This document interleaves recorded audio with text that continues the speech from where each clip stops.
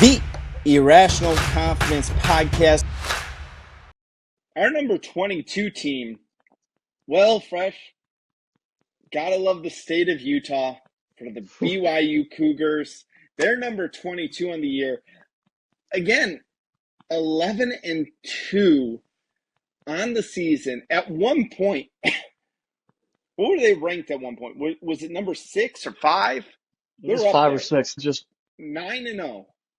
it was they're that one team where you have nothing, you don't really know what to expect from them every single Right. year. They obviously have much more. They have guys who are much more mature because they're getting older. Guys, who they go off on mission, so they're not coming in here with all over the wall. So they kind of focus a little differently.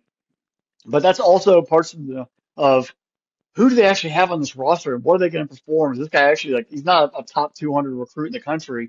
These guys they're men. You know, they're paying attention in meetings. They're schemed up well. They play hard. It's a, it's always been that program, even going back to the Lavelle Edward days back in the 80s and the 70s, where they would just get dudes on the field. They would find ways to win, and they would just shock you. And the same thing right now with this team. Like this is, it's very tough to figure out what they're going to do or how the consistent are going to be year to year. But somehow they're just there and they get things done.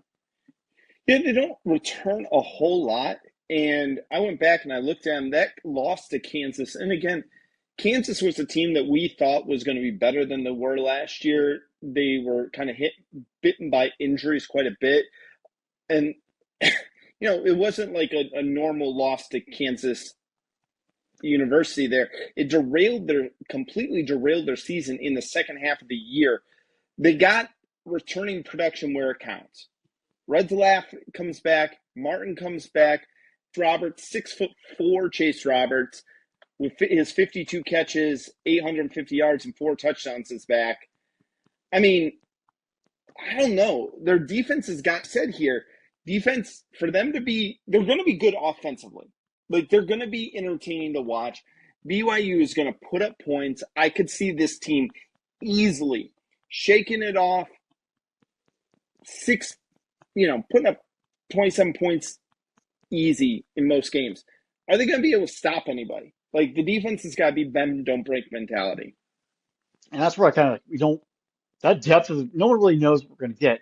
I just know I trust the coaching, I trust the execution of BYU, Right. and that's where it's not the names, it's all of them being on the same page in meetings and practice and being ready for game day. And I think a lot of teams underestimate them, and even as like media members and fans, we underestimate BYU. It's like, oh well, they don't bring in a top 50 recruiting class. Ever. What are we doing here? But like you mentioned, Brett Slav coming back, 5 total stars, 3 on the offensive line, which is huge. Roberts was the leading receiver and Martin was the leading rusher, but I think there's still room for them to even improve on what they did last year. Agreed. 4 touchdowns, 52 receptions. Like, give me like 70 receptions, 1,000 yards, and 9 touchdowns. Like taking that next step, being that true number one receiver.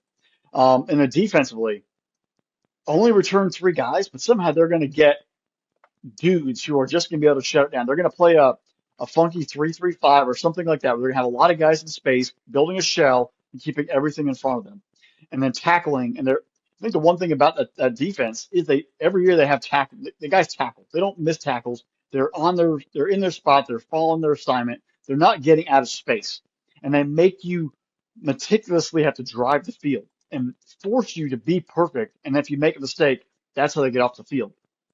You said bend don't break, but that's how they operate. Like they know we have deficiencies. We're not going to land at 5 and 4 star corners or safeties out there. We're going to have guys who can play the field, assess what's happening in front of them, and then tackle and build out a scheme that confuses and brings blitzes from unique different spots. So if they can get those guys up to speed, I think they'll be in a good spot. The toughest 5 game stretch. I know I've been doing 4 from before, but we're going to go 5 here because the Holy War, October 18th. Yep. I got a feeling that kind of ended their season last year and they went down there and they struggled. They didn't look themselves. Are they ready for this one? It's going to be Kyle Whittingham's last year at Utah, most likely. You get one last shot in before you're done. Then you get October 25th at Iowa State, November 8th at Texas Tech, TCU, and then at Cincinnati. And the reason why I threw Cincinnati in there is because then you travel all the way to Ohio in November. That is a BYU, that's a long trip across the country to Cincinnati for them. How do you assess and be able to ready to get off the plane and fight and play? So this team, the coaching staff is great. I really have major respect for the head coach there. He has done a fantastic job over his team. But now expectations are higher. Can they live up to them? Last year, nobody looked at them. They snuck up on everybody and made a huge run early. This year, they're going to get everyone's attention. How do they live up to that and play at a higher level to match or surpass what they did in 2024? At a, I think this team can win 10 games as a ceiling. And as a floor, I think they're 7 wins. So somewhere in that 7 to 10 range is where this team's going to finish at the end of the year. I have it exactly the same here, Fresh. I have best 10-win season. It depends on what we get out of them. And the thing with BYU is that the minute you think that they're going to have a drop off from the previous year, all of a sudden they come up and they're gangbusters in there. You talked a little bit about like them going to Ohio to play Cincinnati November 22nd. Take a look at this. Think about this is their schedule. The first two games are in Provo, Utah. Their home games, Portland State, Stanford. Then you got to go to Greenville, North Carolina to play ECU. I have been to Greenville, North Carolina. There is not an airport close to that. You got to fly into what? Durham. I don't know where. A little bit farther. Charlotte's a little farther away, so Raleigh, Durham's probably the closest. But But then still, you got that's to drive 2 hours to you get have to to Greenville. bus. Yeah, that's a beast of a trip. Then they got to go to Colorado. Then they get a game home at Utah. Then they're out to Arizona, the Holy War. Then they go up to Ames, Iowa.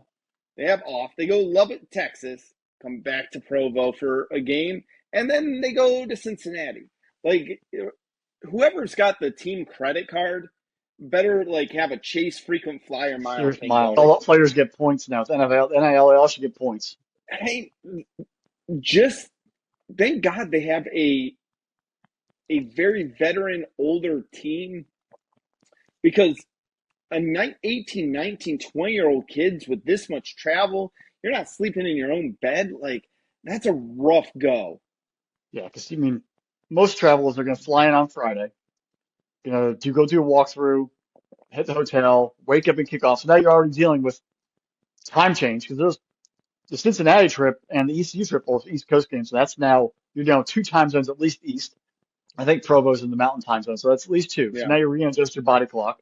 Now we all know kickoff times are not determined by the host team; they're determined by TV. So you might not know you're not going to kickoff times until a week or 10 days in advance for most of these games. So even having to sort of get yourself ready to be organized. So being ready to play, adjusting to travel, adjusting to the hotel rooms, it's a mentality where I think the closer you are as a football team, it makes those trips easier. If you're not close, if you're not a tight knit group, that becomes exhausting, and you're not staying focused on what the main goal is of winning a football game. So back to being veteran men and these guys being a little bit older, they can probably handle that a little bit more. But the road trips, I think it was 2020 where BYU came out to Coastal Carolina when they were Mm-hmm. trying to schedule games like that. It's a very similar trip. Like you're flying to nowhere and then Right. driving on a bus for a while too. Yeah, you take a look at 3 of their first 5 games are scheduled at 10 p.m. or later. Well, most of those are local, so that's a good thing. At least a 7 o'clock or 8 o'clock kickoff, so it Yeah. gives you that entire day to help prepare Nope. and ready to go. Yeah, 10 p.m. Yeah, for them it'd be 7 p.m. their time.